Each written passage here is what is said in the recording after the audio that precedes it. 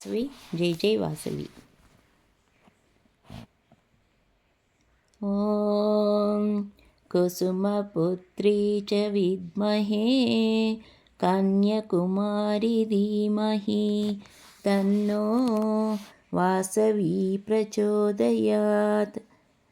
శ్రీ వాసవి అమృత కలశం. శ్రీ వాసవి కన్య పురాణగాథ 15వ అధ్యాయం. 1. సమాధి ఋషికి శాపం. హిమవంతుని గృహమున హిమగిరిపై ఏకాంతముగా పార్వతీ పరమేశ్వరులు వివరించుచుండిరి. నందీశ్వరుడు, గాది, సమాధి, బాణుడు, రావణ ఇత్యాది భక్తులు పార్వతీ పరమేశ్వరుల ఆజ్ఞచే వారి విహారమునకు భంగము కలుగకుండా జాగ్రత్తగా ద్వారములను పరిరక్షించుచుండెరు.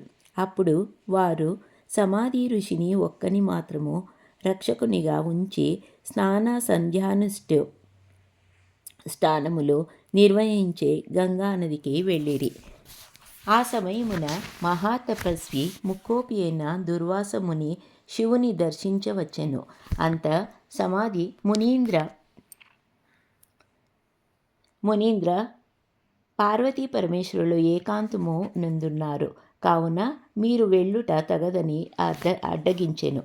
అందుకు దుర్వాసుడు అగ్రహారకుడైడి గుడ్లు రుముచుచు, ఓరి మూర్ఖుడా, వైశ్యుడవైన నీవు బ్రాహ్మణులము త్రికాల వేదులమైన మమ్ము అడ్డగించుచుంటివా?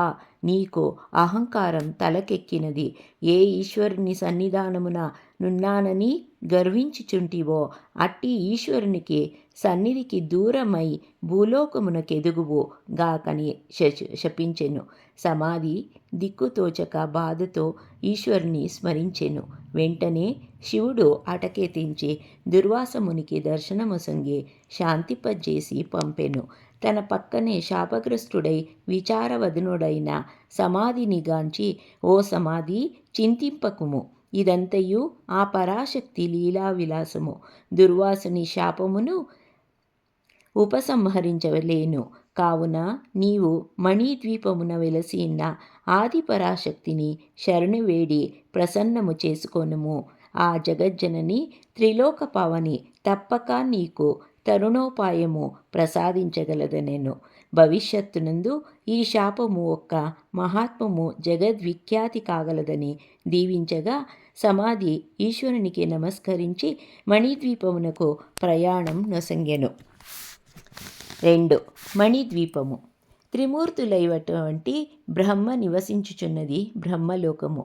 శ్రీ మహావిష్ణువు నివసించున్నది వైకుంఠము. పరమేశ్వరుడు నివసించున్నది కైలాసము. ఈ ముల్లోకముల మధ్యములో త్రిమూర్తులను యావత్ జగత్తును సృష్టించిన ముగ్గురముల మూలపుటమ్మ మూరారులమ్మ అయినటి వంటి జగజ్జగనీయమానము శ్రీ ఆదిపరాశక్తి సుప్రతిష్ఠితో సువర్ణ సర్వాలంకార మణిమయ భూషిత మణిద్వీపము అమ్మల కంటికి అగుపడుచు కేవలం తపసంపన్నులకు, అపరోక్ష జ్ఞానులకు, దేవతలకు, భక్తియుక్త విరాగులకు మాత్రమే అగుపించును. అది శోభాయమాన మెరుపుల మనోజ్ఞ ఇంద్రచాపమై వర్ణాతీత ఊహాతీత నవరత్న ఖచిత. అది శోభాయమాన మెరుపులు మనోజ్ఞ ఇంద్రచాపమై వర్ణానాతీత ఊహాతీత నవరత్న ఖచిత ఆభరణముల మిరుమిట్లు గొల్పుచు సూర్యబింబము వలె విరాజిల్లు చుంచుండెను. ఆ దివ్య సౌధమునందు చెంగావిబెట్టు పీతాంబరములు ధరించి కెంపు లోలకులు పుష్పములతో ఎర్ర చందనములతో నలముకొని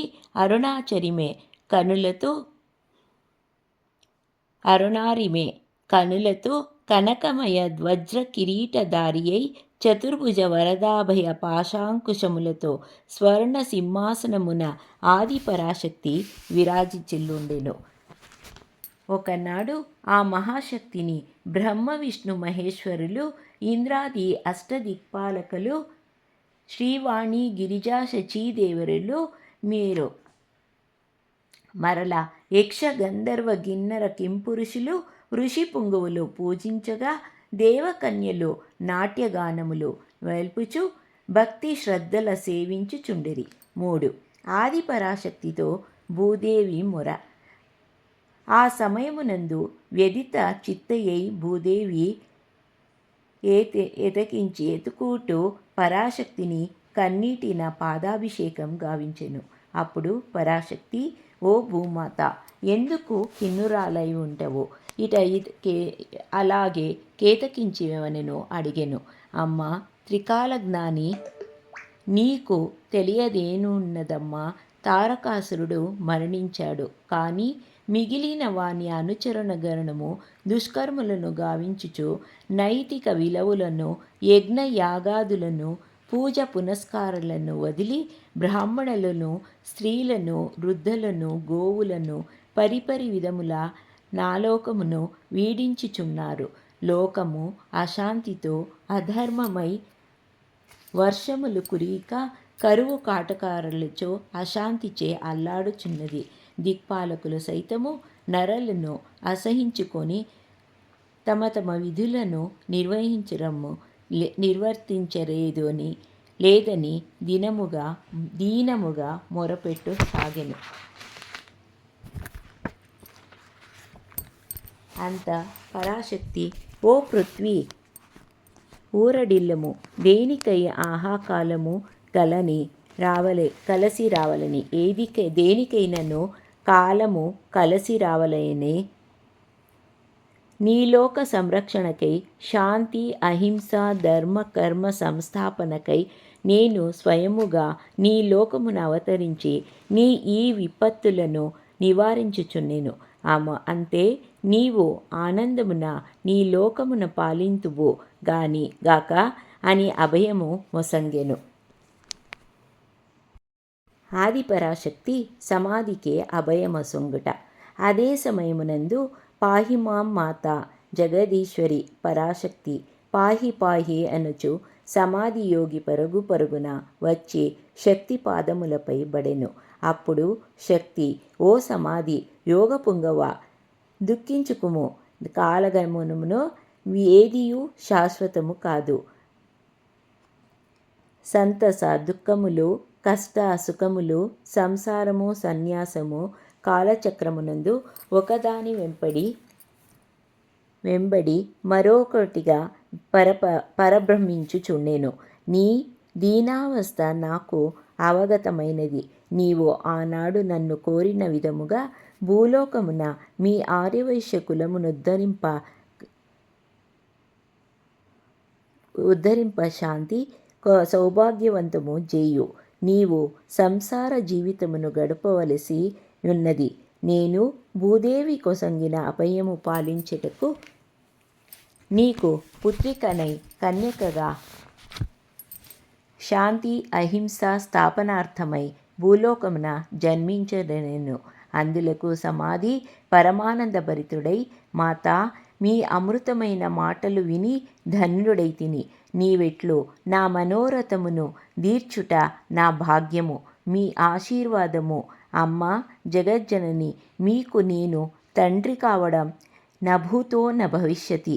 దీనితో నాకు జ్ఞానోదయమైనది. మాత, నాదొక చిన్న కోరిక. నీవి భూలోకమున నాకు జన్మించబోవో నిరుపరేకులను చూచు భాగ్యముల దయచేయమని వేడెను. పరాశక్తి తథాస్తు అని అద్భుత సౌందర్యరాశిగా 11 వర్షముల సర్వాలంకరణ భూషిత కన్యగా దర్శనమిచ్చెను. ఆదిపరాశక్తి చిత్రకంఠుని శపించుట. అదే సమయమున అచ్చట కేతించిన చిత్రకంఠుడను గంధర్వుడు కన్యక యొక్క ముగ్ధ మోహన మనోజ్ఞ రూపమును గాంచి చలిత మనస్సుడాయెను. ఆహా ఏమి ఈమె మేని మోహన లావణ్యము! ఇచ్చట కన్యను చేపట్టుచే కదా జన్మ సార్థకమని కామదృష్టితో జూచెను. అది గమనించి ఆదిపరాశక్తి ఉగ్ర నయనాల నిప్పుల నిప్పుల గ్రక్కుచు ఓయి చిత్రకంఠ కండ కాపురమున మెరువెక్కి యుక్తాయుక్తములను మరచి జగన్మాతవైన నన్ను కామదృక్కుల గమనించినవు. నీవు భూలోకమున నీచ యోనులయందు పుట్టి నిరంతరము కామాగ్నిన దహించి చుడుము అని నాకు విరోధివై ఘోరాతి ఘోరముగా నీ శిరస్సు చేయే పక్కులై మరణింతువు గాకని శపించెను. నాకు విరోధి అయి ఘోరాతి ఘోరముగా నీ శిరస్సు 1000 పక్కులై మరణింతువు గాకని శపించెను. అంత చిత్రకంఠుడు గడగడా వణకుచు మాతా కరుణామయి నీవని నేను నెరుంగుక దుష్ట గ్రహచారమున చేసిన నా ఈ తప్పును క్షమింపమని పాదములపై బడెను. దయామూర్తి అయిన పరాశక్తి చిత్రకంఠ నా శాపమునకు తిరుగులేదు. నీవు అనుభవించియే తీరవలేను. నీవు తప్పును తెలుసుకొని నా పాదములు బట్టి ప్రార్థించితివి గనుక నీవు భూలోకమున చంద్రవంశవు చక్రవర్తిగా జన్మింతువు. అచ్చట నీవు నా శాపమును అనుభవించి ఆర్యవిషకులోద్ధరణకై అవతరించిన నా కారణమున మరణించి ముక్తిని పొంది శుభములను పొందెదవు గాక అని దీవించెను. ఓం తత్సత్. 15వ అధ్యాయం సంపూర్ణం. జై వాసవి. జై జై వాసవి.